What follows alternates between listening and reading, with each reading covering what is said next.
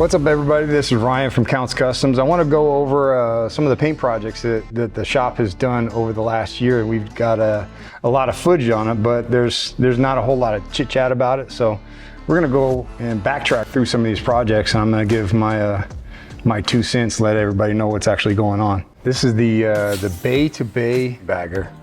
The client wanted he wanted an old school 70s style paint job, but he wanted to incorporate his business. So we chose a metal flake base, did a traditional kind of a lowrider theme design on this thing. So every piece was a panel all by itself. But what was interesting about this is the way I tied the roofing company into the design was I found a lot of roofing blueprints. And the colors of his logo were blue, white, and black. So I just came up with what I called blueprint blue. And in this big baby blue area, I did a bunch of like architectural drawings of roof designs. I thought that was pretty cool. And a lot of leafing, a lot of metal flake. The entire bike was metal flake. I just went ahead and flaked the whole thing and got it over with. And laying out some silver leaf, burnishing it in. There's lots of techniques for burnishing leaf, get it all nice and clean. This is one of the ones I like to use. If only leaf was, you could just spray it on and be done. There's a lot of labor into it. You know, what I did on this panel right here, you can see I did a fade from a dark blue up to a brighter blue. So one of the techniques I learned over the years, instead of covering the surface with graphics, is using the background colors that are already there. So I had a background of blue, so if I want to change that up, or if I want to make it look like it's a little more than it really is, fades always help with that. Now this is a sketchy technique right here. It's shaving the tape lines. Technique's been around long before me, but it literally removes that little hair line that's a tape line that inevitably comes back to haunt you later on. So it's best to always get rid of those.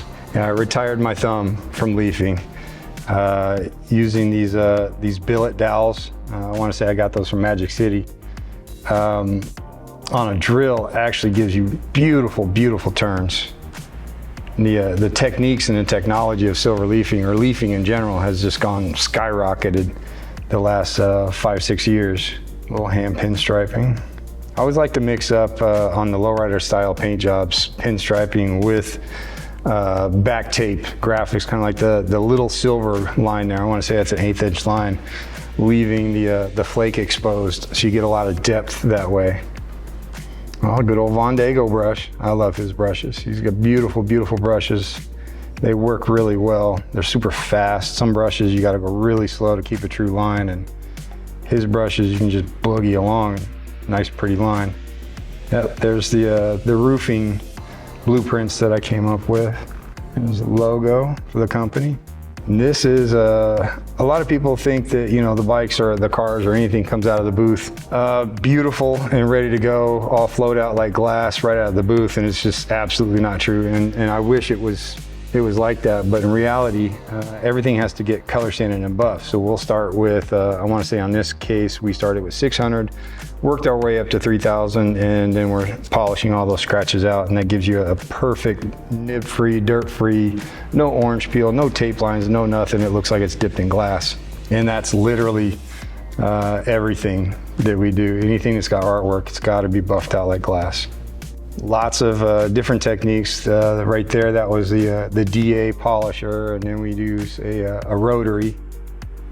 We use the DA polisher for final, and then a rotary is for the heavy cutting. A little Counts Cross. We put that on every paint job that our customers requested. I see a lot of people say, why do you guys put crosses on everything? So we don't. We don't. We put it on the projects that the customers want. And I get asked why. Like, well, buy a pair of Nikes that doesn't say Nike and believe that they're Nikes. But still, I like the design. It was dynamic. It had a lot of detail in it. And the overall bike came out really nice. I was very happy with it. So here we are. We're doing an Anglia funny car body. This was I want to say a blown alcohol altered class. I won't get into that. But the customer brought it already based, already cleared. It was a really nice, pretty pearl white. It was a restoration. The client's dad actually raced this car back in the day, and I remember seeing this car here in Las Vegas. And he didn't want to go outside the lines of the design so much that you didn't recognize the car. So it was a very recognizable car, and Dean just wanted us to restore it for him. And I was only too happy, especially since I knew the car. So we did, the original design had a traditional flame job from front to back, and it had dragon scales, because that was part of the name of the car. So this is me laying out the traditional flames. And I like to use, right here I'm using FBS orange tape. It's 1/8 inch. I personally like the 1/8 inch tape because I can really get down and lay some real wavy lines. Some people like 1/4 inch, but I like 1/8 inch. And from here I'm going to back mask the flame. So everywhere that I want to stay white, I'm obviously going to mask that out. And then I'm going to spray the green after this. And one of the tricks that I used to duplicate, I don't think I did it on this because originally the flames weren't mirror image on either side, is I'll make a pattern of one side of the vehicle, you know, and use chalk or crayon, rub them out, and then I use a pounce wheel. It's kind of like a pizza cutter, but it's got a serrated edge, and it pokes holes through the paper, and I can flip that over, use carpenter's chalk, and it rubs through and it leaves a perfect perforated line to duplicate that design on the other side without literally having to use a photograph and reverse everything in my brain. Another one of those tricks that has been around long before Ryan. And seeing this, I used to think I was pretty fast with flames, but I'm just kind of dee-dee-dee-dee-dee along. I guess it goes faster in my head. And here I am backmasking. One of the things I like to do, rather than to tape off flames or graphics all the time with 3/4 inch tape, is just use huge masking and cover the whole thing and then cut it all back out. Goes a lot faster, less tape mistakes. One of the things that a lot of painters, they use, you know, out of the box with square blades and they keep them behind your ears or whatever. Over the years, I realized that I can't get the detail that I want out of that little square razor, so I've been using X-Acto knives forever. But the trick here is to use the fine line as your cutting board. So I don't want to cut through that fine line into the paint, because if I do that, I just ruin the entire paint job. You got to start all over again.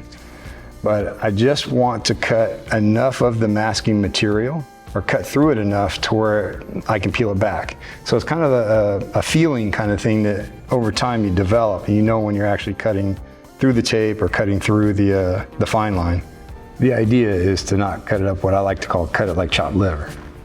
I want to say this is a process, took about, I don't know, half a day to lay out. There's the dragon scales. I didn't go into a lot of detail. The original paint job didn't have a whole lot of detail in it. The top half of the paint job into the roof, the A-pillars and the sail panel, had checkered flags and a little rolled, kind of a shredded metal edge to it.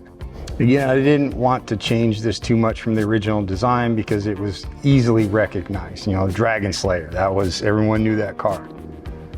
On the lettering, I did some silver leaf. I like silver leaf, it just really pops. It makes everything look more expensive. And I want to say this was, what we did was we sanded the paint job down. I cleared everything, pinstripe, shadowed, sanded it all down, and then cleared it one more time just to lock everything in. It makes life buffing and sanding a lot easier. You know, you're focused on the orange peel instead of removing tape lines as well. That one came out really good. I was happy. I'm a drag race kid, so anything drag race related, I really dig it.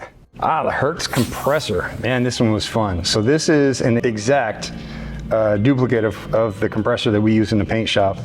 And it's honestly, anybody that owns their own paint shop, they always want to custom paint their compressor, but they can't justify the time. So to do this for Hertz Compressor, because they're an awesome company and they really do make some incredible compressors, was a great opportunity for us.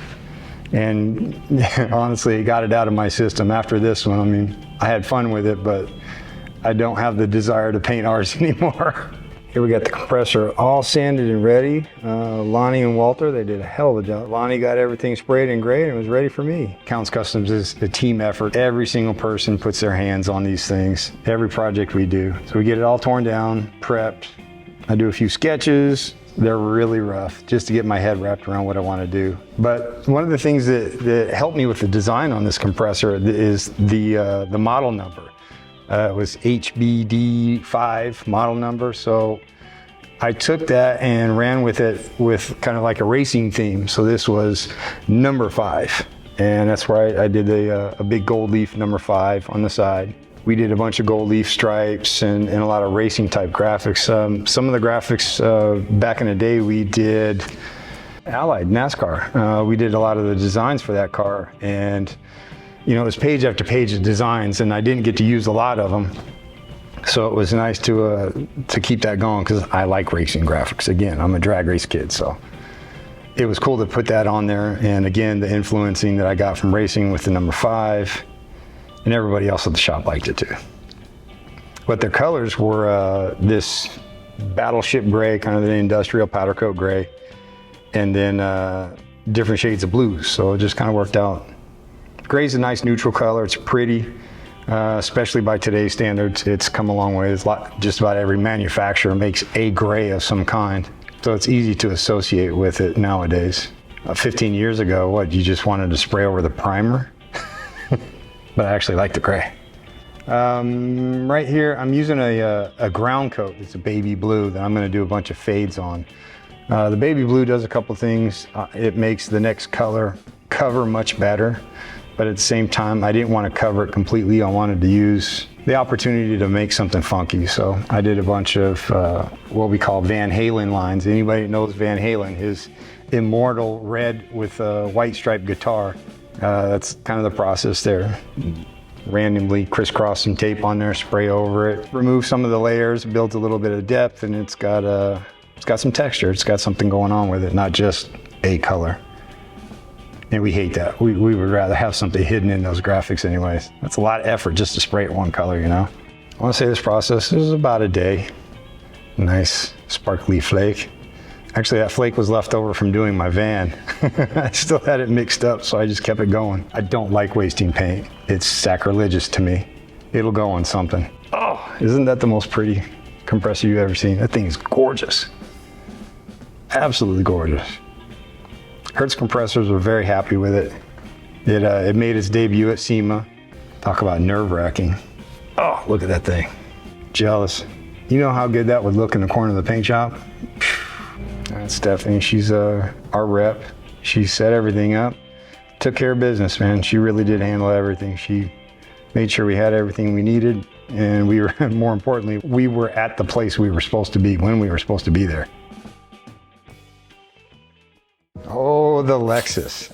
It's been a minute since I've been intimidated by custom painting something. This was a brand new Lexus. It had very few miles on it. And the customer requested ghost flames. Now, typical to red, when you do ghost flames, you want them in the same spectrum as the color of the car. It helps with the ghosting. So, you know, with other than black and white, all bets are off, do whatever color you want. But in regards to red, usually we'll use red pearl, and red and red pearl, they turn pink. So I didn't want this thing to have pink flames on it. So the customer, I did a couple test panels with silvers and sent them out to the customer, different styles, different ways of doing them. And the customer was very happy. We all agreed upon it. And I was still kind of skeptical, because this is a definite late model Lexus soft top convertible. And I'm still not sure, man. This can go really bad, really easy. But I was very happy with it. Normally I'll follow the body lines, say on the hood and on the sides, but because the body lines really they weren't relevant to a flame job. Flames are more of a natural feel to them. I wanted to bring them off the center of the hood and make them connected all the way down the car. I didn't want a set of flames on the hood and a set of flames on the side of the car, because that was just too easy. I wanted them to connect. I wanted your eyes to be drawn to the front of the car and see how the flames roll over and go back. I think it worked out really well. Customers are very happy. We had like a 50-50. I think it was more like 60-40. Me personally, I like to have people disagree with my work. I really do. All the effort that I put into designing and actually executing these paint jobs, and all I hear is, oh my gosh, it was so great, it's the best thing ever, blah, blah, blah. I don't feel like I accomplished anything unless I've pissed off at least 40% of the people because I did what I did. So I think I accomplished that. I like the purists and the naysayers, you know, I like to mess with them. And artwork, especially customs, it's very subjective. I love it. I was very happy with it when it came out. The customer absolutely loved it. Very light dusting of silver. With ghost flames, it's very easy to overdo it. Once they're overdone, there's really not much you can do other than lacquer thin and back off, and that is just a disaster. In this case, I did not, with the paint booth, the lighting and everything, one side looked a little lighter than the other side on the hood, so I came back and dusted a little more in. Here we got, everything's cleared, that's off the gun, it's not buffed. Lonnie's off the gun clear is ridiculous, so after this we'll sand it all down and buff it, and it will be like glass. So Walter polishing it all up. That little steam coming out, we use a steam cleaner here to get the compound out of the front of the jam. Anything and everything to get that compound out of there. This was a factory color. We didn't actually repaint this color, or repaint this car. So it came in this red, threw some ghost flames on it, and sent it on its way. And we do a lot of these. These are our quick, easy jobs. In retrospect, you know, in general, this is most of the jobs we do are months to years. So I want to say this was about 3 weeks to a month. Washing it down. Bam, there it is, all nice and shiny and pretty. We're very happy with this car. Came out beautiful. Oh, the cross on the hood. I do a couple different variations on the cross. This actually isn't a satin cross. That was actually what we call a watermark. And what I'll do is I'll use our little cross template, and I'll use what's called an air eraser, but it's just like a micro sandblaster. And I'll just sandblast the logo into it. The reason why I call it a watermark is when it gets wet, it actually disappears. Give it a minute. When it dries, the cross comes back. That's why we call it a watermark. Nice. I was happy with that. LC 500. I can add that to my list of kooky things I've flamed out. Well, that'll about wrap that up. We're going to keep doing this because I like to do them and we like to show off our stuff. We're pretty proud of it. So stay tuned for more recap on the work that we've done and the work that we're currently doing.